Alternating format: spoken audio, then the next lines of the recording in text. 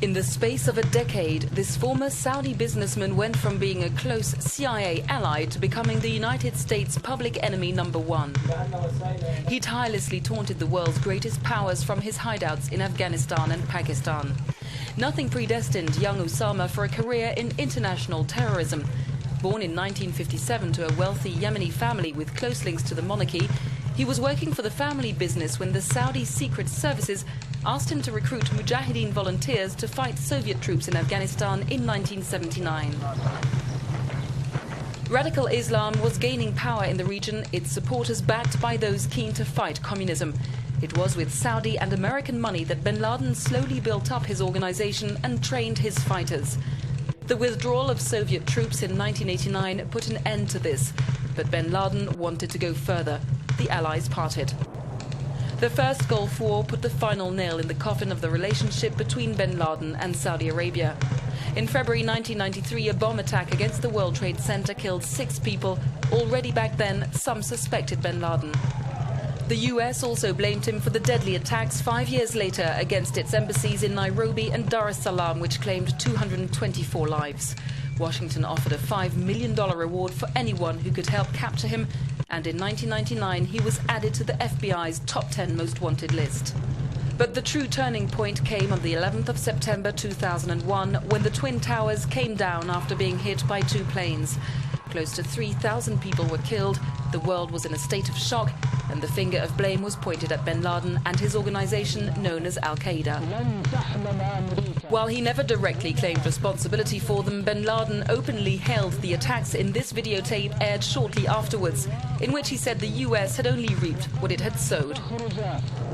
This other videotape that came out just a few months later showed bin Laden discussing the attacks with one of his men.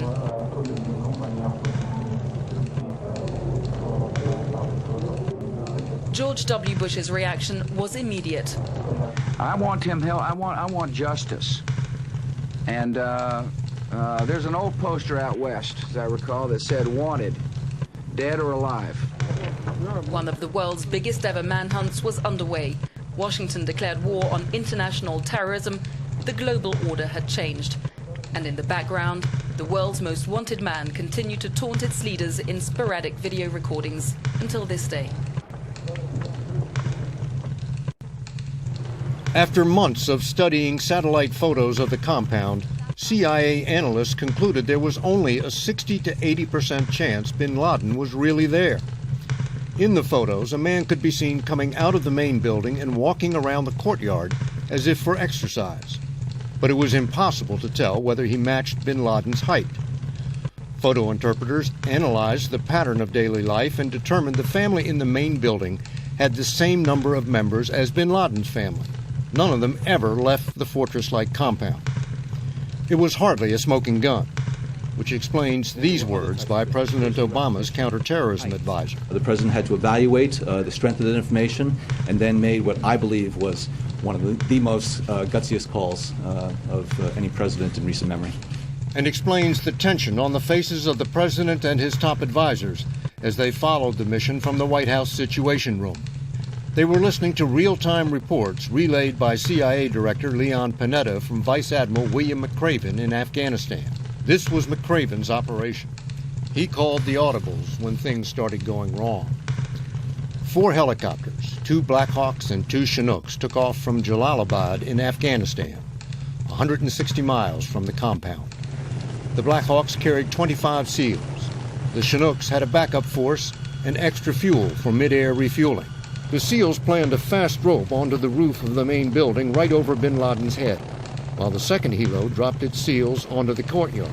But the second helo lost lift and had to land, clipping its tail rotor on a wall. That forced the first helo to change plans and land its SEALs on the ground. They now had to blast their way through walls, losing precious minutes and the element of surprise. 25 minutes went by. Panetta heard nothing from McRaven, and the president heard nothing from Panetta. What was supposed to be a 30 to 35-minute operation was now pushing 40. The SEALs were shooting their way up the stairs to bin Laden's bedroom. Finally, McRaven reported Geronimo, EKIA. Geronimo, code name for bin Laden, EKIA, enemy killed in action. Now the SEALs had to get out before the Pakistanis scrambled jets to shoot down the unknown intruders. Only one Black Hawk could fly, so McRaven sent in a Chinook to help pick up the SEALs who were hauling bin Laden's body and a treasure trove of captured computers, CDs, and paper files. The helos headed straight for an aircraft carrier where bin Laden was to be buried at sea. Only then did the tension in the Situation Room begin to break. When a SEAL burst into that third-floor bedroom, bin Laden's wife rushed at him, so he shot her in the leg. That left him standing right in front of bin Laden. Bin Laden was unarmed, but the SEAL thought he was a threat, so he shot him twice. Katie? And David, doesn't that support the notion that this was in fact a kill mission? Well, the SEALs certainly weren't there to give bin Laden the benefit of the doubt, but only that SEAL knows why he pulled the trigger. All right, David Martin at the Pentagon tonight. David, thank you.